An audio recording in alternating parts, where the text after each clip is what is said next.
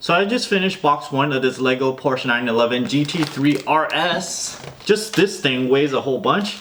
Here are the leftover bags. These are 2 mini boxes that contain 2 of the rubber bands in each box. Leftover from this first box is some of these body pieces and a bunch of these tiny little pieces of Lego over here. I guess these are just spares.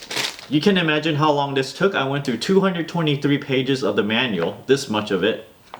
And my feeling going through it is about 60-70% of the time is kind of mundane. I had to go and put each pieces here. It's just like kind of following page after page of stuff. But in between those, when you finish a module, you're like, oh, I just built what? The interesting thing about building this is that you can go through all of it, and it's a bit of a puzzle because all of these pieces come together and you don't know what it really does until it's maybe in the sub module, and you're like, oh, okay, you can kind of see what it does. Anyway, I'm gonna show you what's inside this thing and show you all the gears and stuff and how they actually move one thing and translate a rotational thing to like your wheels moving, things like that. So let's get to it. First, the steering wheel, when you put it in, you gotta make sure it's flat horizontally like this. So then you go over here, horizontal, and then you put that in. This makes it so that your steering wheel is flat and your wheels are straight. So the gear here translate here 90 degrees, and this gear moves all the way over here, translates it 90 degrees. And then there's a coupling here to move it down a little bit. And then out to this gear. This gear moves that one directly, and this one right behind there, it's connected together. And then this gear goes along this straight gear. It moves this straight gear all along. And then there's the stopping post over here, so you won't be able to turn too far.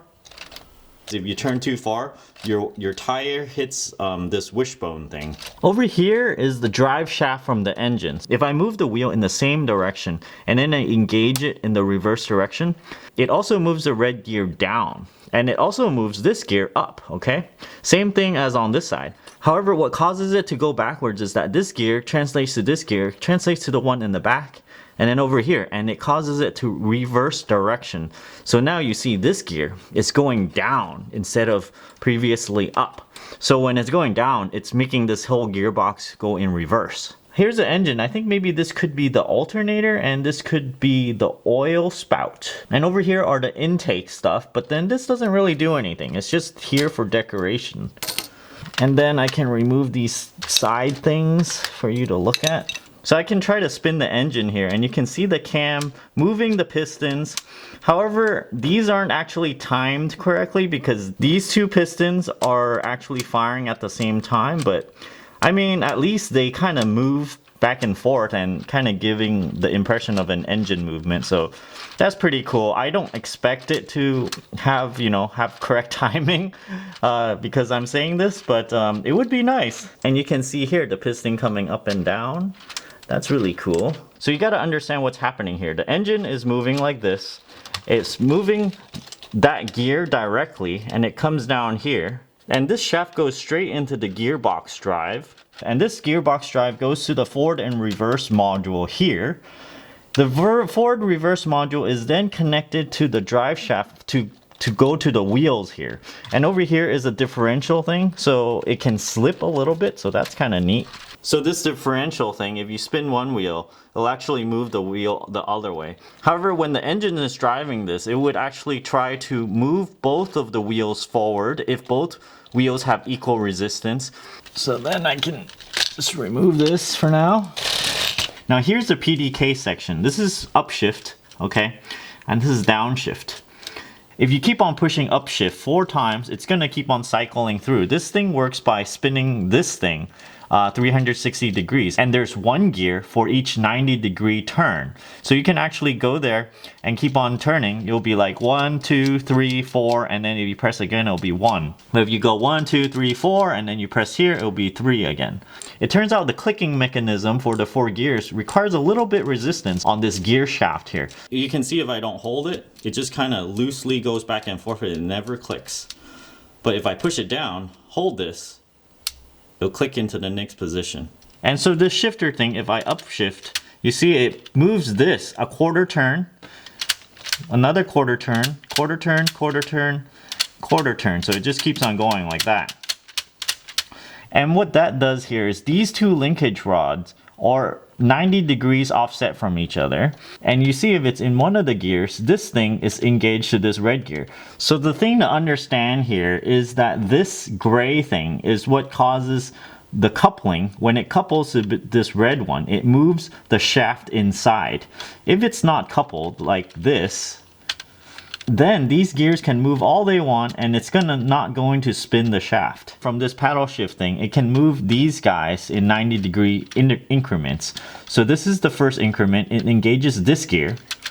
The second one, it engages this gear. The third one, it engages this gear. And then the fourth one, it engages that one. First you begin at the engine and it spins this gear right here. If you flip it over, then you see that same gear directly connected to the second one right here. Then over here it splits into 3 shafts, and you see I have the sequential mod here. The big one here, and then the small one over here on the left. And then the gray gear in the middle, and then the same size gray gear is right here. So what this does is this center stick will spin at 1 speed, and this other stick right here will spin also at the same speed because the 2 gears are the same. However, this one over here will spin about 3 times as fast because this one is smaller than this one. 1 rotation of this gear means 3 rotations or so of this one. Those 3 shafts goes right here, and right here. And the 2 ones on the side ends right here. So this gear does not spin with this one. It only looks like it's spinning because it's engaged with this one and then it's spinning this one. But this one is decoupled from this one. This one is decoupled from that one. So the way I've got it set up is this is first gear, this is second gear, this is third gear, and this is fourth gear. So first gear, when the engine is spinning, it drives this shaft. All the way over here, this small gear drives this big one. So 1 revolution of this drives this part of a revolution. So you need maybe like 3 turns of this to get to 1 turn of this. That means it's reducing the gear. So then this is more for first gear because many turns of the engine will only turn the wheel 1 time. So the center shaft goes all the way through to this one, to this one. It's connected to this gear and then connected to the red gear. But the reason this will end up driving the rest of the system is because of this dark gray gear right here. Once it's pushed towards into this red gear, it drives the inside shaft all the way over here. Now you see this one is not engaged. So when you look at this red one that's engaged, it goes to this light gray one, to this red one, and then to this light gray one, and then out the door. It's also gonna spin this red one, this gray one, and this one, but then it's not going to affect anything because this is not engaged with either of these, and so it can just spin freely. This is connected to that one, it's also going to spin freely. Since this shaft underneath here, it's not connected to this one, it does not affect these two. So you can see here, this is the first gear, this is a gear reduction. Over here is a second gear. You remember from before, 1 turn of this turns this shaft 1 turn as well. And so since there's no reduction, it's going to drive this directly. And it's a little bit faster than this because this one has a reduction in it. And then for third gear, it's going to go over here. And remember, 1 turn of this was going to spin this 3 turns from the gearing back here. And so it's going to spin faster than these guys. And then it'll drive this red gear. And then for the fourth one, it's going to drive normal speed for this one. And you got this really big gear to this really small gear. 1 turn of this, it's going to turn this, I don't know, 5 times or something. So it's even higher gear. So this is the fourth gear. So let's go through this one time. I'm in first gear right now. Let me spin the wheel. And if I go to second gear, you see this one, this engages and it does not engage this guy. And this one suddenly goes right here. And so only 1 single red gear engages at a time. And then when we go to third gear, and so you can see this one engages and this one disengages at the same time. So this is the dual clutch PDK system, and so it's really fast when switching gears. So this is in third gear right now. I'll spin it a little bit. And you can see I spin this one, this gear moves, this one gear, and then it drives out the door. And then let's go to the fourth gear, spin this one, and you see this one, this drive shaft spins this gear, this one over here, and through here.